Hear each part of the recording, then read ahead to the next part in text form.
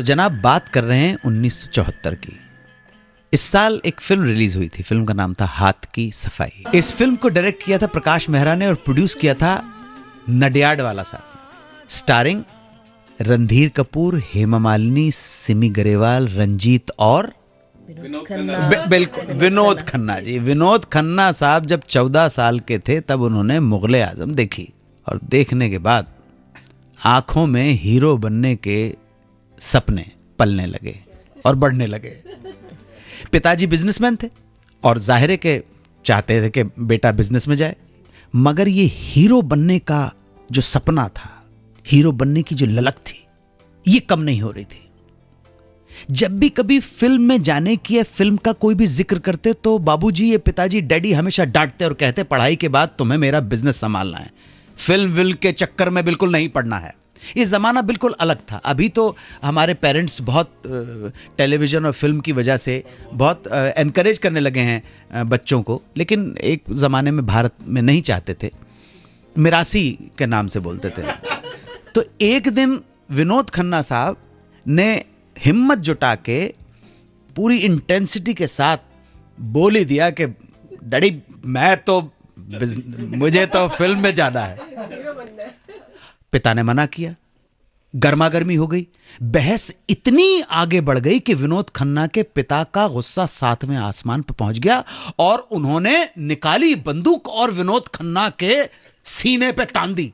आप इमेजिन कर सकते हैं, खबरदार जो फिल्म का नाम। ये डेंजरस सीन देख के विनोद खन्ना की मां बीच में आ गई और सडनली ईश्वर ने उनके दिमाग में कुछ डाला और उन्होंने एक प्रस्ताव सामने रख दिया बाप बेटे के सामने। एक तरफ हस्बैंड, एक तरफ बेटा। उन्होंने अपने हस्बैंड से कहा, इस बच्चे को 2 साल का वक्त दे दीजिए, आश्वासन 2 साल की एक टाइम लिमिट दे दो, इस 2 साल के अंदर इसको ट्राई करने दो, आपका बेटा है, अगर 2 साल में कामयाब नहीं हुआ तो ये फिल्म का चक्कर छोड़ के आपके साथ आपका बिजनेस संभाल लेगा। अच्छा, अब कोई पिता यार सचमुच थोड़े मारना चाहता है, गुस्सा आ गया होगा कि ये कहां पे लफंगा बनने जा रहा है, तो इतना करोड़ों का बिजनेस पड़ा हुआ तो फिल्मों में गया। तो खन्ना साहब ने बीवी की बात को मान लिया और अपने बेटे को दी 2 साल की मोहलत। बेटे ने भी इसे चैलेंज समझ लिया और जुट गया स्ट्रगल करने के लिए, जोर शोर के साथ एड़ियां रगड़ना शुरू कर दिए, इधर से उधर, इस प्रोड्यूसर के दरवाजे, उस प्रोड्यूसर के दरवाजे, इस डायरेक्टर से मिलना।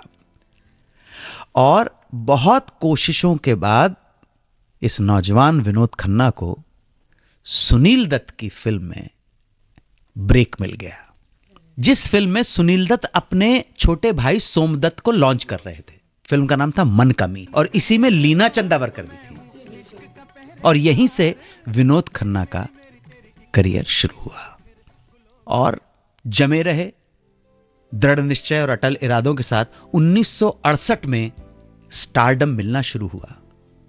आई फिल्में पूरब पश्चिम, आन मिलो सजना, हाथ की सफाई, मेरा गांव मेरा देश जैसी हिट फिल्मों के हिस्सा रहे ये। 1974 में इनकी फिल्म आई थी जो बता चुका हूं, हाथ की सफाई। जी जी, आप कुछ पूछना चाह रही हैं रश्मि? कुछ जी, विनोद खन्ना जी बेसिकली कहाँ के थे, बॉम्बे के ही थे या नहीं? देखिए, पैदा हुए थे 6 अक्टूबर 1946 को पेशावर में। पेशावर जो अनडिवाइडेड इंडिया का पेशावर था। उसके बाद जानते हैं 14 अगस्त 1947 को बंटवारे के बाद फैमिली आ गई मुंबई। अच्छा, ठीक है। मुंबई से फिर कुछ टाइम के लिए दिल्ली शिफ्ट हो गई फैमिली, वापस मुंबई आ गई। तो आप समझ लीजिए कि तकरीबन दिल्ली मुंबई के अंदर ही आना जाना चलता है। नहीं, मुंबई में फिर इनकी फैमिली सेटल हो गई। ओके जी जी। अगर आप सोच लीजिए ये कामयाब नहीं होते तो आज पता नहीं किस बिजनेस में होते। ठीक है, पिताजी तो खुश हो गए थे, लेकिन बाद में मुझे पूरी उम्मीद है अपने बेटे को इतना बड़ा स्टार बनता देख के विनोद खन्ना के फादर भी बहुत खुश। यूजुअली आप देखेंगे कि लड़कियां आती हैं फिल्मों में हीरोइन बनने के लिए, अगर बन गई स्टार तो फिर शादी हो जाती है, और नहीं बनी तो शादी हो जाती है।